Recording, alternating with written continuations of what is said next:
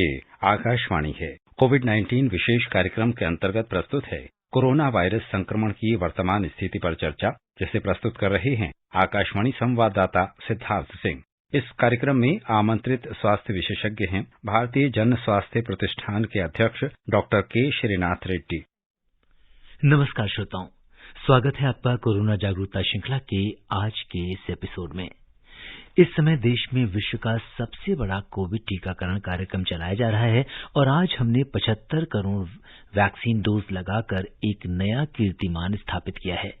Covid की इस जंग में टीकाकरण सबसे बड़ा हथियार है जिससे हम अपने आप को सुरक्षित रख सकते हैं। धीरे धीरे देश में कोविड के मामलों में कमी आ रही है, लेकिन खतरा अभी भी बरकरार है क्योंकि वायरस अदृश्य है और हमारे बीच में ही है। ऐसे में अगर हम सावधानी रखेंगे और कोविड एप्रोप्रिएट बिहेवियर का पालन करेंगे तो निश्चित तौर पर कोरोना को हरा पाएंगे। कोविड से संबंधित किसी भी जानकारी के लिए आप राष्ट्रीय हेल्पलाइन नंबर 1075 और 011239780046 पर संपर्क कर सकते हैं। श्रोताओं, अभी भी हमारे मन में कोरोना और इसकी वैक्सीन को लेकर तमाम शंकाएं हैं, इसलिए इन्हीं सवालों का जवाब ढूंढने के लिए आकाशवाणी पर हम आपके लिए लेकर आते हैं कोरोना जागरूकता श्रृंखला का विशेष कार्यक्रम। और आज के संग के साथ मैं हूं सिद्धार्थ सिंह। आपके तमाम सवालों का जवाब देने और इस पर चर्चा करने के लिए इस विशेष कार्यक्रम में हमारे साथ जुड़ चुके हैं public health foundation of India के अध्यक्ष प्रोफेसर डॉक्टर के श्रीनाथ रेड्डी।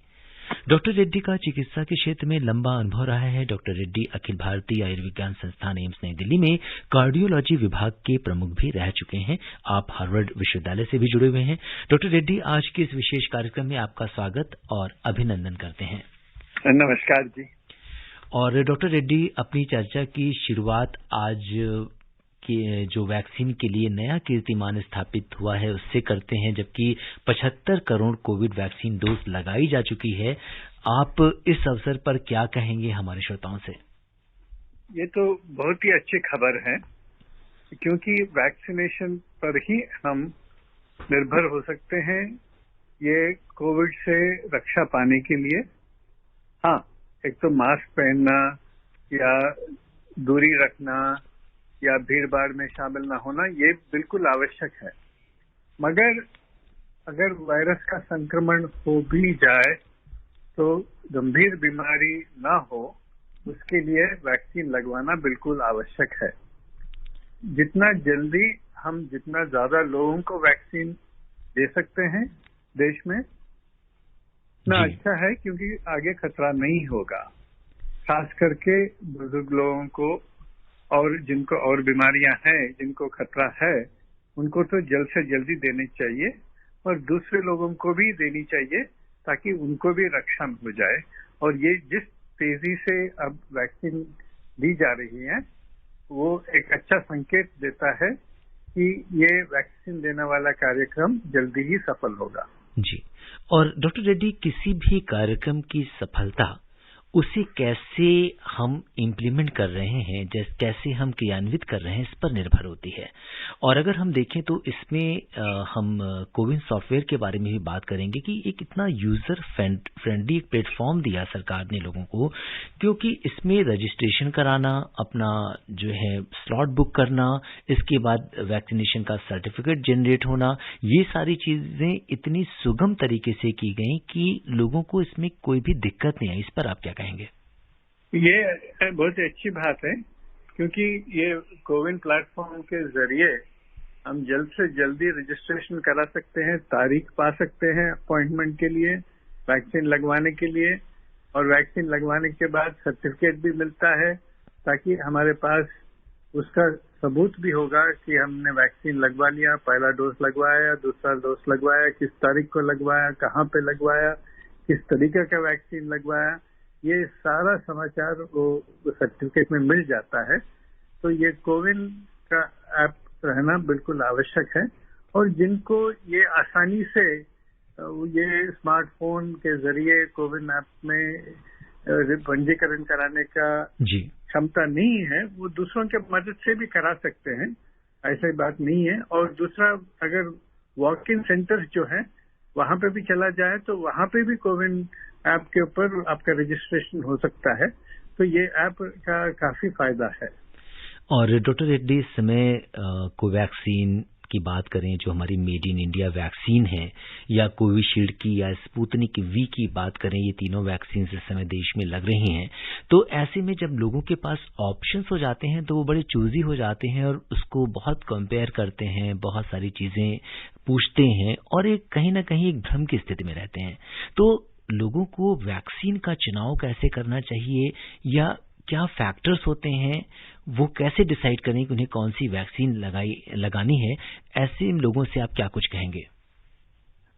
फिलहाल जो कोई भी वैक्सीन मिले उसको लगवाना ठीक होगा, क्योंकि हर एक वैक्सीन में सफलता का सबूत मिला है कि वैक्सीन से हमें रक्षा मिलती है। एस्ट्राजेनेका वाला वैक्सीन जो कोविशील्ड के रूप में भारत में उपलब्ध है जी, तो उसको तो कई देशों में उसका ट्रायल्स हुए हैं और वहां पे नतीजा निकला है और बहुत सारे मुल्कों में उसको दी जा रही है। अब कोवैक्सीन की बात आई तो कोवैक्सीन तो हमारे देश में ही बना, उसके भी ट्रायल्स खत्म हुए हैं और उसके भी नतीजे सरकार के पास पेश हुए हैं। कुछ मेडिकल जर्नल्स में भी वो नतीजे वहां पे छप चुके हैं और WHO से भी शायद इसी महीने में कुछ ही दिनों में उसका अप्रूवल भी मिलने वाला है। तो ये कोवैक्सीन का वैक्सीन में भी काफी क्षमता है हमें ये कोविड की बीमारी से बचाने के लिए, और क्योंकि ये इनएक्टिवेटेड वायरस से बनता है जी, इसमें कई सारे एंटीजन होते हैं वायरस के, और अगर कोई वायरस का वेरिएंट जो नया जो रूप निकल के वायरस आ रहा है और उसमें बहुत ज्यादा बदलाव भी आए स्पाइक प्रोटीन में, ये कोवैक्सीन के इनएक्टिवेटेड वायरस वैक्सीन में, क्योंकि इनएक्टिवेटेड वायरस है उसमें कई सारे एंटीजन है, तो अगर स्पाइक प्रोटीन के खिलाफ वैक्सीन नाकामयाब भी हुआ तो दूसरे एंटीजन्स के खिलाफ वो काम कर सकता है। तो कोवैक्सीन का ये अलग क्षमता भी है।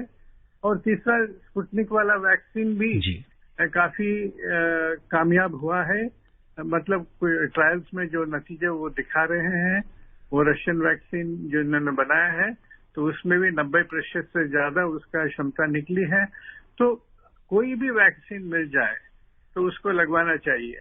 अगर आपके पास 3-4 वैक्सीन एक ही बार उपलब्ध हो तो तब आप सोच सकते हैं कि ये लें या वो लें। ऐसी परिस्थिति नहीं है, तो कोई भी वैक्सीन आपको मिल जाए, कोई भी सेंटर में जहां पे आपका पंजीकरण हुआ है, अगर वो वैक्सीन मिलता है तो वो वैक्सीन लगवा लीजिए, लगवा लीजिए। और डॉक्टर रेड्डी, इस समय बच्चों की वैक्सीन को लेकर काफी चर्चा है। आपसे जानना चाहेंगे कि स्वदेश में विकसित ज़ाइकोव-डी को तो इमरजेंसी अप्रूवल मिल ही चुका है, कोवैक्सीन को लेकर भी बच्चों में क्लिनिकल ट्रायल्स अभी चल रहे हैं एम्स में ही, तो बच्चों की वैक्सीन को लेकर आप क्या कुछ कहेंगे? देखिए, अभी ट्रायल्स अभी कुछ खत्म हुए हैं, कुछ अभी चल रहे हैं। 12 साल के ऊपर शायद सारा दुनिया में भी वैक्सीन बच्चों को लगाने की अनुमति मिल चुकी है, और उससे कम उम्र वालों में भी कुछ वैक्सीन का तो ट्रायल 4 साल के ऊपर भी की जा रही है, कुछ में तो 6 महीने के ऊपर बच्चों के ऊपर भी ट्रायल्स की जा रही है। तो उसके नतीजे अभी तक निकले नहीं है, मगर अब तक तो हम ये दृढ़ता के साथ कह सकते हैं कि 12 साल के ऊपर बच्चों को कई सारे जगह कई सारे वैक्सीन में जो ट्रायल्स हुए हैं तो उसमें सफलता मिली है। हाँ, बच्चों में इतनी तीव्र बीमारी होती नहीं है जितना बड़ों में होती है, तो इसीलिए जब हमारे पास ये वैक्सीन का मुहिम चलता है और जब तक कि हमें और ढेर सारे वैक्सीन मिलेंगे, तब तक हमें ज्यादातर 18 साल के ऊपर लोगों में ही वैक्सीन देने का कार्यक्रम चलाना चाहिए। जब वैक्सीन की संख्या बढ़ जाती है, हमारे पास ज्यादा मिलने लगते हैं, तो तब बच्चों को भी लगवा सकते हैं। और अभी जो ट्रायल्स खत्म हुए हैं तो उसके आधार पर एक वैक्सीन अभी वो जाइडस वाला वैक्सीन जो है वो बच्चों में लगाने के लिए उन्होंने अनुमति दे दी है, और शायद हो सकता है कि अगले 1-2 महीने में और भी वैक्सीन को इस प्रकार का अनुमति मिल जाए। जी। और डॉक्टर रेड्डी, इस समय वैक्सीन के बाद जो लोग सबसे ज्यादा लोगों के अंदर चिंता है वो है कोविड की तीसरी लहर को लेकर। क्या कुछ कहेंगे, कितनी संभावना है, किस तरीके से हम बच सकते हैं कोविड की तीसरी लहर से? तीसरी लहर का होना कुछ तो संभावना है, मगर वो उतनी तीव्रता से होगी नहीं जितना दूसरा लहर में हमने देखा था। मगर तीसरी लहर होगी, कब होगी, किस हद तक होगी, ये अभी कहना मुश्किल है। इसके लिए कई सारे कारण है।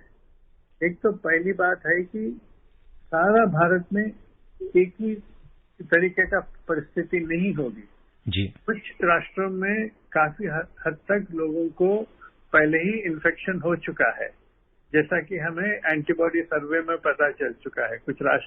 कुछ राज्यों में 70% से ज्यादा हमें एंटीबॉडीज नजर आए और 75% से ज्यादा, और कुछ राष्ट्रों में 44% तक ही एंटीबॉडीज नजर आए। मतलब अलग अलग प्रांतों में अलग अलग तरीके से इन्फेक्शन का गति रह चुकी है और वैक्सीन का भी गति अलग अलग रह चुकी है। तो हो सकता है कि कुछ राज्यों में या हर राज्य में कुछ प्रांतों में ज्यादा लोगों को अभी ये वायरस या वैक्सीन का परिचय नहीं हुआ है, तो उनको ज्यादा खतरा है अगर थर्ड वेव आ जाए तो उनको बीमारी होने का या इन्फेक्शन होने का, संक्रमण होने का। जी। मगर ऐसे राज्यों में जहाँ पे तकरीबन 75 या 80% तक लोगों को एंटीबॉडीज है इन्फेक्शन के जरिए या वैक्सीन के जरिए, तो उनको खतरा कम है, वहां पे फैलने का खतरा कम है। दूसरी बात यह है कि अगर जो लोग खतरे में भी है, अगर वो मास्क पहन के चलें और भीड़ भाड़ से दूर रहें, तभी भी वायरस उनके शरीर के अंदर प्रवेश नहीं कर सकता। तो ये थर्ड वेव वाली बात जो है, ये संभावना तो है, मगर उतना तेजी से लहर नहीं उठेगा जितना दूसरे वेव में हुआ था। कुछ प्रांतों में कुछ हद तक हो सकता है, वो भी अगर हम एक तरीके से अपना रक्षा कार्यक्रम जारी रखें और हम ये मास्क पहनना या भीड़ भाड़ में शामिल ना होने का या खुले हवा में ज्यादा काम करने का, ये सारा प्रक्रिया हम जारी रखते हैं, तो ये रक्षा के साधन के जरिए हो सकता है कि थर्ड वेव से हम पूरी तरह बच सकते हैं। अगर या थर्ड वेव हो भी जाए तो बहुत ही हल्की होगी। जी। और डॉक्टर रेड्डी, इस समय डेल्टा प्लस वेरिएंट की बहुत चर्चा हो रही है और कहते हैं कि इसकी मल्टीप्लाई करने की क्षमता भी ज्यादा होती है। इसके बारे में आप क्या कहेंगे, कितना खतरनाक है ये वेरिएंट? नहीं, डेल्टा प्लस वेरिएंट तो आ चुका है और भारत में पहले इसका पहचान हुआ है और कुछ और देशों में भी ये जा चुका है। अभी फिर भी डेल्टा के मुकाबले में ये ज्यादा तक उतना तेजी नहीं दिखा रही है फैलने में। हाँ, डेल्टा प्लस से एक खतरा है कि शायद वैक्सीन का असर थोड़ा कम होगा उसके खिलाफ। हालांकि अभी जो हमारे पास उपलब्ध है वैक्सीन, वो भी काम कर रहे हैं, मगर पुराने वायरस के खिलाफ मुकाबले में या डेल्टा के मुकाबले में हो सकता है कि वैक्सीन का असर थोड़ा कम हो जाए, मगर फैलने की गति जो है इसका उतना ज्यादा नहीं है। अगर बीमारी हो जाए तो थोड़ा हो सकता है कि फेफड़ों में ज्यादा बीमारी हो जाए, क्योंकि फेफड़ों में अटकने का ज्यादा शक्ति है इसको जी, और वैक्सीन से बचने का भी शायद ज्यादा शक्ति है इसको।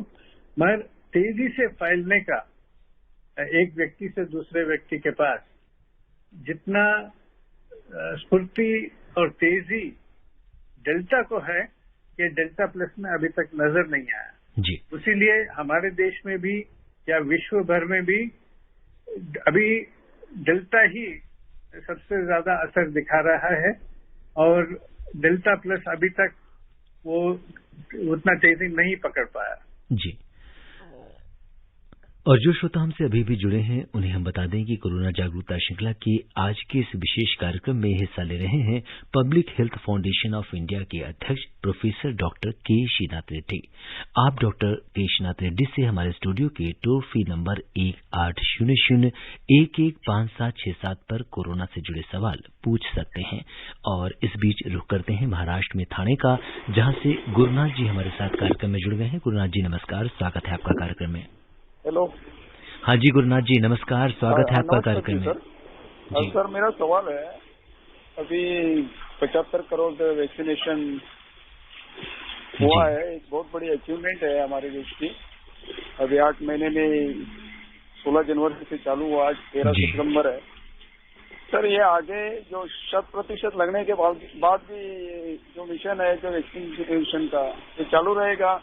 क्योंकि सर अगर ये अपना ये कोरोना लंबे समय तक हमारे बीच रहता है तो जिन्होंने पहले लिए हुए, जैसे कि बोलते हैं 8-9 महीना एंटीबॉडी बने रहेगी तुम्हारे शरीर में, और उसके बाद क्या दोबारा वैक्सीनेशन आप वैक्सीन ले सकते हैं क्या सर? जी डॉक्टर रेड्डी। देखिए, ये तो पक्का है कि ये जो वायरस हमारे बीच में ही रहेगा एक न एक रूप में। ऐसा नहीं है कि ये वायरस पूरी तरह निकल जाएगा ये सारी दुनिया से, मगर संभावना यही है कि अगर हम अपना रक्षा के साधन जारी रखें और वैक्सीन की गति बढ़ाएं तो ये वैक्सीन अपने आप को बचाने के लिए तेजी से एक व्यक्ति से दूसरे व्यक्ति के पास फैलने का क्षमता बढ़ाने के लिए अपने तीव्रता को कम कर लेगी। बीमारी में जो तीव्रता है उसको कम कर लेगी। तो ये पहले भी कई सारे वायरसेस में पाया गया, जैसा कि इन्फ्लुएंजा वायरसेस पहले काफी ज्यादा खतरनाक थे, अब थोड़ा हल्का बन गए हैं। कुछ कोरोना वायरसेस भी हैं जो खांसी सर्दी करते हैं, ये काफी दिनों से चालू है। वो भी शुरुआत में काफी मैंने घातक थे, अब बहुत हल्के स्वरूप स्वभाव हो गया उनका। तो ये हमारे हाथ में ही है वैक्सीन के जरिए और ये मास्क और इस प्रकार के रक्षा के साधन के जरिए ये वायरस का स्वभाव बदलने का शक्ति हमारे पास है। तो ये हो सकता है कि वायरस हमारे बीच में रहे मगर उससे जो खतरा है वो काफी हद तक कम हो जाए।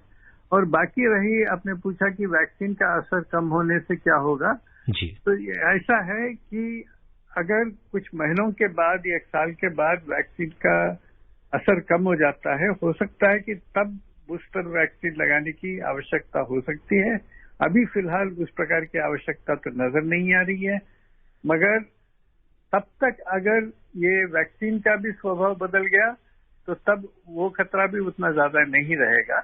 तो सबसे ज्यादा हमें ध्यान देना चाहिए कि हमारे वैक्सीन अभी जो उपलब्ध है वो ठीक मात्रा में लगवा लें, और जब तक कि ज्यादा से ज्यादा लोगों को भारत में वैक्सीन नहीं लगेगा तब तक हमें ये बाकी के रक्षा के साधन अपनाना चाहिए, जैसा कि मास्क पहन के चलना, खुले हवा में चलना और सबसे ज्यादा भीड़ भाड़ से बच कर रहना। जी। और अब हम रुक करते हैं मध्य प्रदेश में रीवा का, जहां से वीरेंद्र सिंह अपने सवाल के साथ कार्यक्रम से जुड़ गए हैं। वीरेंद्र जी नमस्कार, स्वागत है आपका कार्यक्रम में। जी सर नमस्कार। डॉक्टर साहब को भी नमस्कार। नमस्कार। हाँ डॉक्टर साहब से मेरा 2 छोटे छोटे सवाल हैं जी। पहला सवाल ये है, महिलाओं से है, जैसे जो महिलाओं को कोरोना हो जाता है अगर वो बच्चों को अस्पताल कराती हैं जी, तो क्या बच्चों को कितना कोरोना होने का चांस होता है? और दूसरा सवाल ये उसी से जुड़ा हुआ है, जो महिलाएं को कोरोना हो गया उनका बच्चा 1 साल से छोटा है जी, तो बच्चा बगैर माँ के कैसे रह सकता है आप अपनी माँ से दूर? जी। डॉक्टर रेड्डी, पहला सवाल लेते हैं कि क्या कोई कोविड से संक्रमित महिला अपने बच्चे को स्तनपान करा सकती है? उससे कोविड बच्चे में जाने का खतरा तो नहीं होता? जी नहीं, बिल्कुल स्तनपान करा सकती हैं और बच्चे को दूध पिलाने में माता को कोई संकोच नहीं होनी चाहिए, क्योंकि वो बच्चे के लिए अच्छा है। और अगर माता को कोविड हुआ तो उनमें कोविड के खिलाफ जो एंटीबॉडीज बनते हैं वो माता के दूध के जरिए भी बच्चे को भी पहुंचते हैं और बच्चे को एक तरीके का रक्षा भी मिलता है उससे। तो इसीलिए विश्व भर में यही पॉलिसी का निर्णय लिया गया कि जो माता ये ब्रेस्ट फीडिंग या स्तनपान करती हैं तो उनको नहीं रोकना चाहिए, उनको बल्कि प्रोत्साहित करना चाहिए। जी। और दूसरा सवाल इनका ये था कि इतने छोटे बच्चे को माँ से कैसे दूर रखा जाए, तो कैसे हमें बचाना चाहिए बच्चे को? दूर रखने की ऐसी कोई आवश्यकता नहीं है। अगर बिल्कुल बच्चा छोटा है तो माँ के पास रह सकता है। बस इतना ही है कि माँ को मास्क पहन के रहना चाहिए जिस हद तक हो सके उस हद तक। मगर बच्चे को अपने गोद में लेने में और बाहों में लेने में कोई या स्तनपान कराने में कोई हिचक नहीं होनी नहीं चाहिए, क्योंकि अगर बच्चे को थोड़ा बहुत संक्रमण हुआ भी तो गंभीर बीमारी होने का खतरा बहुत ही कम है। मगर अगर माँ मास्क पहन के रखें तो वो खतरा भी कम हो जाता है। और बाकी जो लोग हैं घर में उनको तो जरूर मास्क पहन के चलना चाहिए, और बच्चे को भी जो कोई भी हाथ लगाते हैं उनको भी अपना हाथ साफ रखना चाहिए, और जिस हद तक हो सके उस हद तक उस बच्चे के वाले कमरे में भीड़ भाड़ नहीं होनी चाहिए। जी। और अब रुक करते हैं बलरामपुर उत्तर प्रदेश का, जहां से रिंकी तिवारी जी हमारे साथ कार्यक्रम में जुड़ गई हैं। रिंकी जी नमस्कार, स्वागत है आपका कार्यक्रम में। जी बिल्कुल, आपके साथ ईश्वर सर है, उन्हें भी मेरा नमस्कार। नमस्कार जी। जी जी सर, मेरा क्वेश्चन है कि जब हमें वैक्सीन का दोनों डोज मिल जाता है और कहते हैं कि जो वैक्सीन है वो इम्यूनिटी होती है हम लोगों का, जो रोग प्रतिरोधक क्षमता होती है उसे स्ट्रांग कर देती है और भी ज्यादा कर देती है, तो फिर सर हमें कोरोना क्यों हो जाता है, और जब कोरोना होता है तो वीकनेस क्यों महसूस होती है? सर आप इससे क्या कहेंगे? धन्यवाद। जी डॉक्टर रेड्डी, वैक्सीन लेने के बाद भी अक्सर देखा जाता है कि लोगों के अंदर कोरोना हो जाता है, और एक बार कोविड हो जाता है तो जो वीकनेस है या कमजोरी लगना काफी लंबे समय तक, ये बड़ी आम बात देखी जा रही है। इसके बारे में आप क्या कहेंगे? तो पहला सवाल आपने पूछा कि जिनको वैक्सीन लग चुका है पूरी तरह, उनको कोरोना का बीमारी क्यों हो जाती है? तो इसका यही उत्तर है कि जो वैक्सीन हमारे पास अभी उपलब्ध है और जो अब तक बन चुके हैं, जिनके ट्रायल्स हो चुके हैं, वो सारे इंजेक्शन वाले वैक्सीन है जो हमें सिस्टमिक इम्यूनिटी देती है। मतलब अगर वायरस हमारे शरीर में प्रवेश करता है तो तब उसको रोकने की कोशिश करता है जी, और गंभीर बीमारी से बचाता है। वायरस का हमारे शरीर में जो प्रवेश होता है उसको नहीं रोक सकता। हमारे नाक में या गले में आ सकता है वायरस, थोड़ा बहुत तकलीफ दे सकता है, मगर गंभीर बीमारी नहीं होगी, अस्पताल में भर्ती होने की आवश्यकता नहीं होगी और मृत्यु का भय भी नहीं होगा ज्यादा हद तक। बहुत ही कम लोगों में इस प्रकार का भी हो सकता है, मगर वैक्सीन का सबसे ज्यादा फायदा यही है कि गंभीर बीमारी से बचाता है। अभी जो वैक्सीन हमारे पास उपलब्ध है, कुछ नए किस्म के वैक्सीन भी हैं, म्यूकोसल वैक्सीन, वो अभी तक पूरी तरह बने नहीं है और उनका पूरा ट्रायल्स अभी चल रहे हैं कुछ से। तो अगर वो मिल जाए तो हो सकता है कि वैक्सीन हमारे नाक और गले में प्रवेश करने से भी वो वैक्सीन रोक सकते हैं। फिलहाल वो तो हमारे पास उपलब्ध नहीं है। जो वैक्सीन दुनिया भर में अभी उपलब्ध है उनका एक ही मकसद है, एक ही फायदा है कि गंभीर बीमारी से बचाना। तो थोड़ा बहुत वैक्सीन वायरस हमारे शरीर में प्रवेश करके हल्का सा बुखार पैदा करता है, जो हम कोविड कहते हैं, या बदन में दर्द होता है, तो वो कोविड का बीमारी पूरी तरह ये वैक्सीन नहीं रोक सकता जी, मगर गंभीर बीमारी से तो जरूर रोक सकता है। तो इसीलिए कोई आश्चर्य वाली बात नहीं है कि कुछ लोगों को जिनको वैक्सीन मिल चुका है इस प्रकार का कोविड का इन्फेक्शन हुआ हो, मगर हमें उससे आश्वासन लेना चाहिए कि उनको कोई ज्यादा घातक बीमारी या मृत्यु का तो डर तो नहीं रहा। जी। और शामली उत्तर प्रदेश का रुख करते हैं, जहां से ठाकुर अबन सिंह अपने सवाल के साथ कार्यक्रम से जुड़ गए हैं। अच्छा, दूसरा सवाल इन्होंने पूछा था कि कमजोरी क्यों होती है। वो तो कुछ लोगों में होती है, 10 से 30% तक ये लॉन्ग कोविड कहते हैं, मगर अक्सर वो भी ठीक हो जाता है कुछ महीनों के बाद में।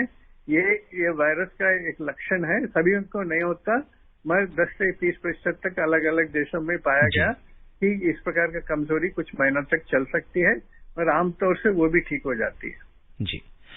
ठाकुर जी हेलो। जी नमस्कार। नमस्कार, स्वागत है आपका कार्यक्रम में। अपना सवाल पूछिए। जी नमस्कार। मैं शामली से ठाकुर बाबल सिंह आर्य बोल रहा हूँ। जी नमस्कार जी। जी मेरा डॉक्टर साहब को भी नमस्कार। नमस्कार जी, मेरा प्रश्न ये है कि जैसे कि हमें विशेषज्ञों ने बताया है कि ये जो कोरोना वायरस है, इस श्रेणी के 6 वायरस पहले भी हैं। जी, जैसे वो पहले वायरस हैं, उन सब की वैक्सीन नहीं बनी, इसमें कामयाबी मिली है। तो क्या ये इनका जो ये वायरस है सभी 6 प्रकार का किसी एक ही दवाई से मर सकते हैं? और एक मेरा प्रश्न ये है कि प्रकृति के अंदर अलग अलग प्रदूषण की मात्रा होने से अलग अलग किस्म के वायरस पैदा होते हैं। तो क्या उसका संतुलन बनाने के लिए हम किसी बात पर विचार किया जाता है विशेषज्ञों में? जी डॉक्टर रेड्डी पहले बात करते हैं। इन्होंने वायरस स्ट्रेन्स की शायद ये बात करना चाहते हैं कि क्या हमारी वैक्सीन सभी तरह के वायरस स्ट्रेन्स पर प्रभावी होगी अगर हम कोविड की बात करें तो? अभी फिलहाल जो हमारे पास वैक्सीन उपलब्ध हैं, अभी तक ये वायरस के अलग अलग वेरिएंट्स जो हैं उसके ऊपर भी वो प्रभावित हैं। एक अभी तक सबसे मुश्किल वाली वेरिएंट जो है वो साउथ अफ्रीका से निकला हुआ बीटा वेरिएंट है जी।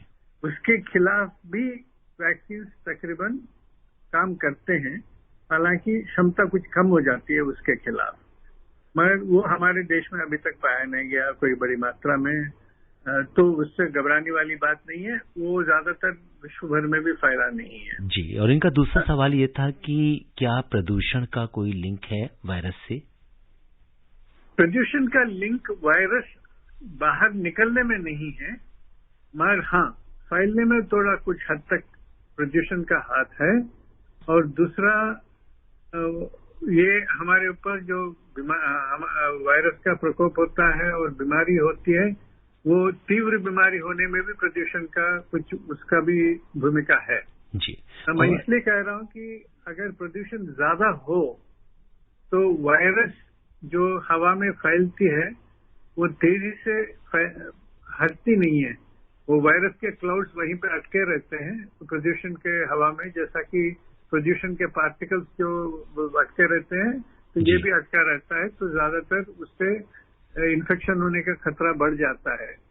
और दूसरी बात यह है कि प्रदूषण की वजह से हमारे फेफड़े के ऊपर जो हमला होता है, फेफड़े खराब हो जाते हैं और वायरस ज्यादा बीमारी पैदा कर सकती है। जी, और श्रोताओं समय इजाजत नहीं दे रहा कि हम इस चर्चा को आगे बढ़ाएं। चलते चलते डॉक्टर रेड्डी, आप आकाशवाणी के श्रोताओं को क्या कुछ टिप्स देना चाहेंगे बहुत संक्षेप में? हमें बस ये आश्वासन मिलनी चाहिए कि वैक्सीन काम कर रहे हैं, वैक्सीन तेजी से हमें मिल रहे हैं, तो मौका जब मिलेगा वैक्सीन तो लगवाना चाहिए। और जब तक वैक्सीन सबको मिल न जाए और जब तक वायरस हमारे बीच में तेजी से अभी फैलने का खतरा थोड़ा बहुत रहेगा, तब तक हमें सावधान रहना चाहिए, मास्क पहन के घूमना चाहिए और भीड़ भाड़ से बचना चाहिए, और जिस हद तक हो उस हद तक खुली हवा में काम करना चाहिए। जी, डॉक्टर रेड्डी, आप कोविड-19 के इस विशेष कार्यक्रम से जुड़े और आपने श्रोताओं के प्रश्नों का उत्तर दिया। आपका बहुत बहुत धन्यवाद और आभार। आपको भी धन्यवाद जी, और श्रोताओं को भी। श्रोताओं, आप खुद स्वस्थ रहते हुए दूसरों को भी सुरक्षित रखिए, अपना बचाव कीजिए। इसी कामना के साथ दीजिए मुझे अनुमति। नमस्कार। कोविड-19 विशेष कार्यक्रम के अंतर्गत अभी आप सुन रहे थे कोरोना वायरस संक्रमण की वर्तमान स्थिति पर चर्चा, जिसे प्रस्तुत कर रहे थे आकाशवाणी संवाददाता सिद्धार्थ सिंह। इस कार्यक्रम में आमंत्रित स्वास्थ्य विशेषज्ञ थे भारतीय जन स्वास्थ्य प्रतिष्ठान के अध्यक्ष डॉक्टर के श्रीनाथ रेड्डी। ये कार्यक्रम आकाशवाणी के समाचार सेवा प्रभाग द्वारा प्रस्तुत किया गया। इसे आप हमारे mobile app news on AIR और YouTube channel news on AIR official पर भी सुन सकते हैं। इस कार्यक्रम के संबंध में अपनी प्रतिक्रिया आप हमें ईमेल कर सकते हैं। पता है airnsttalks@gmail.com। ये कार्यक्रम फिर से सुनने के लिए लॉग ऑन करें हमारी वेबसाइट newsonair.nic.in।